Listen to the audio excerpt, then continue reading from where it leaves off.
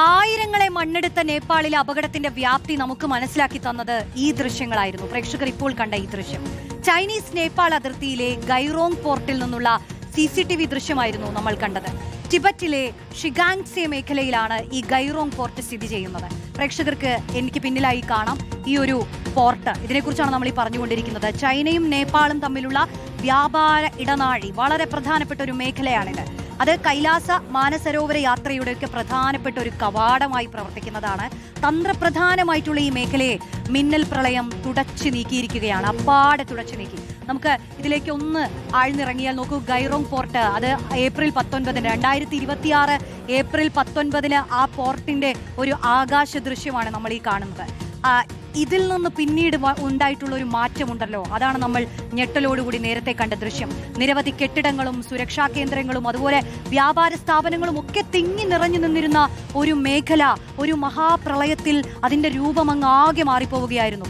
സമുദ്രനിരപ്പിൽ നിന്ന് ഏകദേശം 6069 അടി ഉയരത്തിൽ സ്ഥിതി ചെയ്യുന്നതാണ് ഈ പോർട്ട്. അതിന്റെ ഇപ്പോഴത്തെ നടുക്കുന്നൊരവസ്ഥ, അതിലേക്കൊന്ന് നമുക്ക് കടക്കാം. ഈ കാണുന്നതാണ് നമ്മൾ തൊട്ടു മുൻപ് കണ്ടതിന്റെ ഇപ്പോഴത്തെ രൂപം. അപ്പൊ ഇന്നലെ പുറത്തു വന്ന ഗൈറോങ് പോർട്ടിന്റെ ഉപഗ്രഹ ദൃശ്യമാണ് നമ്മൾ ഈ കാണുന്നത്. അതിൽ അന്താരാഷ്ട്ര പാലവും കൂറ്റൻ കവാടവും ഒന്നും തന്നെ അവിടെ ഇല്ല. നോക്കൂ, എത്രയോ കെട്ടിടങ്ങൾ ഉണ്ടായിരുന്ന ഒരു പോർട്ട് മേഖലയാണ് ഇപ്പോൾ ഈ കാണുന്നതെന്ന് നമുക്ക് വിശ്വസിക്കാൻ പോലും ആകാത്ത തരത്തിലാണ് അതിന്റെ രൂപം മാറിപ്പോയത്. ചില കെട്ടിടങ്ങളുടെയൊക്കെ അടിത്തറ മാത്രമായി അവശേഷിക്കുന്ന ഒരു ദൃശ്യം. ഇത് ഒരു ആകാശ ദൃശ്യമാണ്. ഇതിപ്പോ സമൂഹ മാധ്യമങ്ങളിൽ അടക്കം പ്രചരിക്കുന്നുണ്ട്.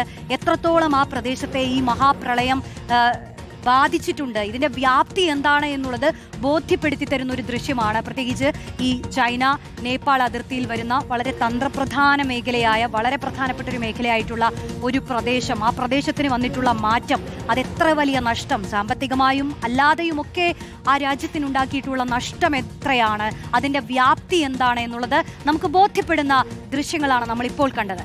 ഈ നേപ്പാളിൽ കുടുങ്ങിയ 8 മലയാളികളെ കൂടി ഇനി കണ്ടെത്താനുണ്ടെന്നാണ് നോർക്ക പറയുന്നത്. 60 മലയാളികൾ സുരക്ഷിതരാണ്.